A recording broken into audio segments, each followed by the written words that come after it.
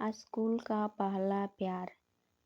किसी गांव में एक उच्च स्तरीय विद्यालय था जिसमें आकाश नाम का लड़का तथा शीतल नाम की लड़की विद्यालय पढ़ने के लिए जाया करते थे। आकाश बहुत पहले से ही उसी स्कूल में पढ़ाई कर रहा था। मतलब कि आकाश की पढ़ाई उसी स्कूल में क्लास 1 से ही हो रही थी। लेकिन जैसे ही आकाश क्लास 7 में पहुंचता है, वैसे ही क्लास 7 में ही एक लड़की कहीं दूसरी जगह से ट्रांसफर करा के उस क्लास में नामांकन लेती है। दूसरे स्कूल से आने के बाद उस स्कूल में नामांकन लेने वाली उस लड़की का नाम शीतल था। दूसरे स्कूल से आने के बावजूद भी वह बहुत ज़्यादा पढ़ने लिखने में तेज थी। शीतल के आते ही सभी लोगों से जान पहचान होने लगी थी। उस समय स्कूल में सबसे ज़्यादा अच्छा करियर वाला लड़का आकाश ही था। क्लास में हमेशा टॉप किया करता था। जैसे ही सर किसी भी काम को करने के लिए कहते थे तो सबसे पहले आकाश को ही आवाज़ दिया करते थे। सर स्कूल का कोई भी काम को करने के लिए सबसे पहले आकाश को ही बुलाया करते थे और कोई भी काम के लिए भेजा करते थे। इस कारण से सभी लोग आकाश से अच्छी तरह से बात किया करते थे क्योंकि क्लास में टॉप होने के बावजूद वह सर से अच्छी पहचान रखता था। जैसे जैसे शीतल उसके बाद में पुरानी होती गई, वैसे वैसे ही उसकी दोस्ती आकाश के साथ होने लगी थी। आकाश आगे की सीट में बैठा करता था और शीतल भी पढ़ने लिखने में काफ़ी ज़्यादा होशियार होने के कारण वह भी आगे बैठा करती थी। अब तो हर समय टीचर क्लास में होते हुए भी दोनों एक दूसरे से बात किया करते थे पढ़ाई के बारे में। धीरे धीरे उनकी मित्रता बहुत ज़्यादा हो गई और वो एक दूसरे से बात किए बिना नहीं रह पाते थे। अगर किसी दिन आकाश स्कूल नहीं जाता था तो शीतल का मन नहीं लगता था। अगर किसी दिन शीतल स्कूल न जाए तो आकाश का मन नहीं लगता था। दोनों की दोस्ती होते होते 2 साल लग गए थे और अब शीतल और आकाश क्लास 9 में पहुंच गए थे। दोनों की दोस्ती अब प्यार में बदलने लगी थी। वह दिन दूर नहीं था कि अब वो लोग मैट्रिक में पहुंच जाएंगे, मतलब के क्लास 10th में पहुंच जाएंगे। ऐसे में अब वो दोनों को बिछड़ने का डर सता रहा था क्योंकि शीतल का घर कहीं और था और आकाश का घर कहीं और था, जिस कारण से दोनों को यह चिंता सताने लगी थी कि अगर हम लोग मैट्रिक की परीक्षा दे देते हैं, उसके बाद हमें स्कूल तो छोड़ना नहीं पड़ेगा क्योंकि जिस स्कूल में वह लोग पढ़ाई करते थे वह स्कूल में केवल मैट्रिक तक की ही पढ़ाई होती थी। उसके बावजूद दोनों अब एक दूसरे के बिना उदास रहने लगे थे, क्योंकि उन्हें यह जानकारी मिल गई थी कि अब दोनों में अब 2 से 3 महीने पढ़ाई करने के बाद अब तो हम सभी को घर में ही पढ़ाई करनी पड़ेगी, क्योंकि मैट्रिक में कुछ दिन पढ़ाई करने के लिए छुट्टी दे दिया जाता था स्कूल से, ताकि घर में सभी लोग अपनी अपनी तैयारी अच्छे से कर सके।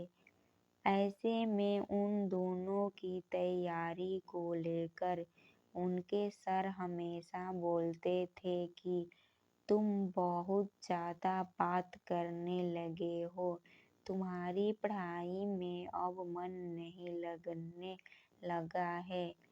स्कूल टीचर कहने पर अब दोनों एक दूसरे से अलग होने की सोच ही रहे थे।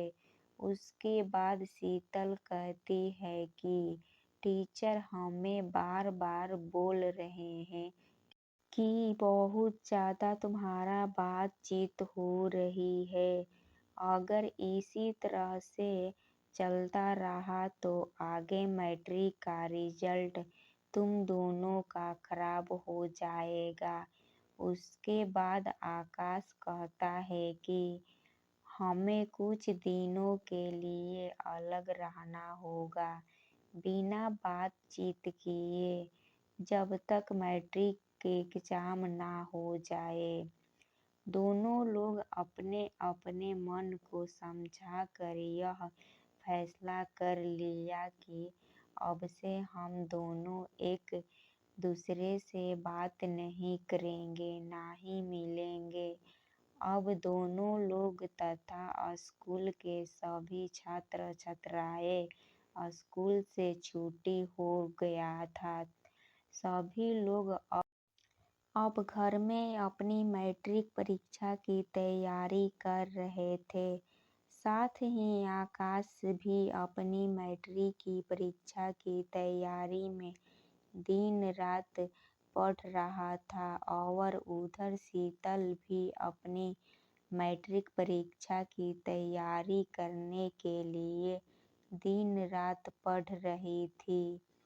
जैसे जैसे मैट्रिक की परीक्षा नज़दीक आ रही थी, वैसे वैसे ही परीक्षा के दिन मिलने की तमन्ना दोनों को दिलों में जाग रही थी। शीतल सोच रही थी कि परीक्षा देने जब जाएंगे तो हम दोनों साथ में ही जाएंगे, लेकिन आकाश कह रहा था कि जब तक एग्जाम पूरी तरह से ख़त्म नहीं हो जाते हैं, हम लोग आपस में न ही बात करेंगे और न ही मिलेंगे। जैसा सोचा था ठीक वैसा ही हुआ, क्योंकि मैट्रिक परीक्षा के समय में शीतल के पिताजी उसके साथ स्कूल सेंटर तक पहुंचाने के लिए जाया करते थे, जिस कारण से आकाश चाह कर भी उससे बात नहीं कर सकता था। धीरे धीरे मैट्रिक की सभी परीक्षाएं खत्म हो गई।